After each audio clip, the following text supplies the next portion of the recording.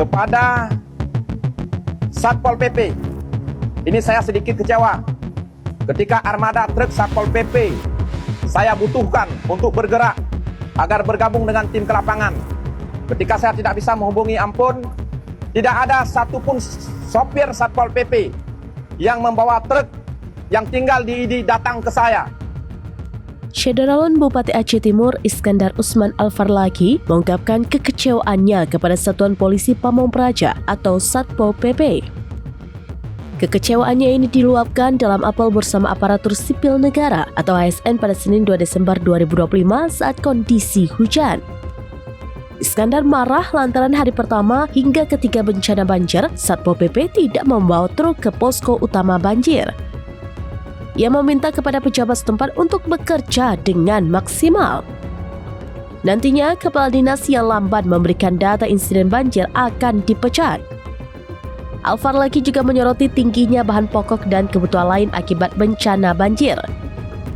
Dirinya menegaskan akan menindak penjual yang menjual barang di atas harga eceran tertinggi atau HET. Bupati menekankan bahwa dalam situasi bencana, masyarakat sedang berada pada titik paling rentan. Karena itu, permainan harga oleh oknum tidak boleh terjadi. Kepada Satpol PP, ini saya sedikit kecewa ketika armada truk Satpol PP saya butuhkan untuk bergerak agar bergabung dengan tim ke lapangan. Ketika saya tidak bisa menghubungi Ampun, tidak ada satupun sopir Satpol PP yang membawa truk yang tinggal di ID datang ke saya, menemui saya menyerahkan kunci. Kalaupun dia tidak mau bawa truk, serahkan ke kami, biar dibantu oleh teman-teman yang lain.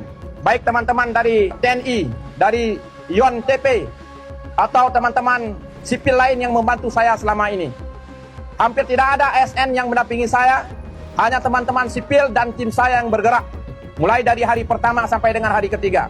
Hari keempat dan kelima baru bisa terakses, dan beberapa teman-teman termasuk camat yang datang ke pendopo. Nah, camat Indra Makmu, camat Simpang Ulim, camat Madat, camat Pantai Bidari, saya minta agar menembus daerah-daerah yang selama ini belum bisa diakses. Saya tidak mau dengar ada warga yang menyatakan tidak mendapatkan bantuan. Beras kita punya, logistik kita punya, kita akan salurkan. Hari ini satu kapal perang yang akan merapat dari Belawan ke Aceh Timur akan membawa bantuan.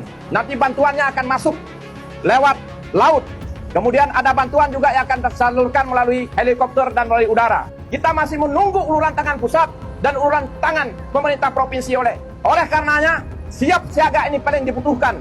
Bukan hanya SK di atas kertas, bukan hanya kita bicara normatif, kita bukan hanya bicara administratif, tapi yang dibutuhkan adalah sekarang pertempuran lapangan. Orang-orang lapangan yang bisa mengendalikan keadaan pasca banjir ini.